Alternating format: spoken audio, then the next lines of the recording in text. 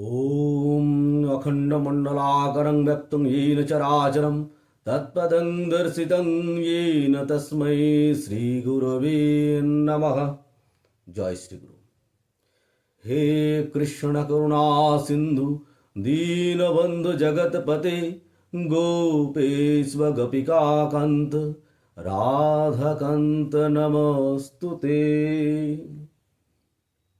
हरे कृष्ण। দীক্ষা কাহাকে বলে বা দীক্ষা কি?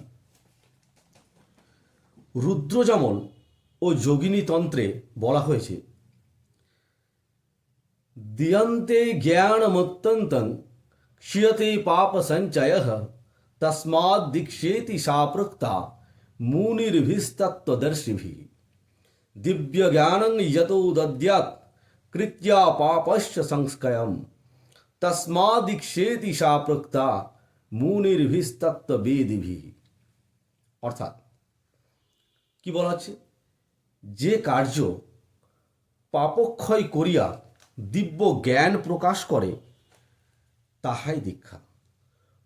প্রকৃতপক্ষে দীক্ষার অর্থ বর্ণ বা শব্দ বিশেষ। শ্রবণ করা নহে। বর্ণ বা বর্ণগুলি শব্দ ব্রহ্ম বা নাদ ব্রহ্ম বলিয়া পরিকীর্তিত আছে। সেই শব্দ ব্রহ্ম বা নাদ ব্রহ্মই বর্ণ। সেই বর্ণই ভগবানের নাম। নাম এবং নামই অভেদ, কিছু প্রভেদ নাই।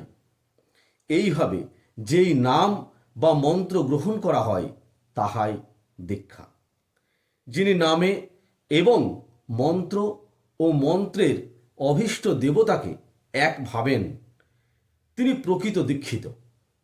দীক্ষা মন্ত্র গ্রহণ করিলে শব্দব্রহ্ম বা নাদ ব্রহ্ম অভীষ্ট দেবতার জ্যোতির্ময় মূর্তি অন্তঃকরণে প্রবেশ করিয়া যাহাদের হৃদয়ের অন্ধকার দূর না হয় এবং হৃদয়ে নিজ ইষ্ট দেবতার ভাব উদ্দীপন না হয়, তবে সেইরূপ মন্ত্র বা দীক্ষা গ্রহণ করিয়া দীক্ষা বা মন্ত্র গ্রহণ শব্দ প্রয়োগ না করাই শ্রেয়।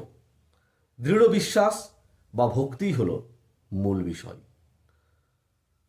তাই দীক্ষা গ্রহণ করে আপনারা সঠিকভাবে গুরু প্রদত্ত মন্ত্র জপ করুন এবং নিজের অন্তঃকরণে বা হৃদয়ে সেই ইষ্ট দেবতাকে স্মরণ করুন। রাধে রাধে।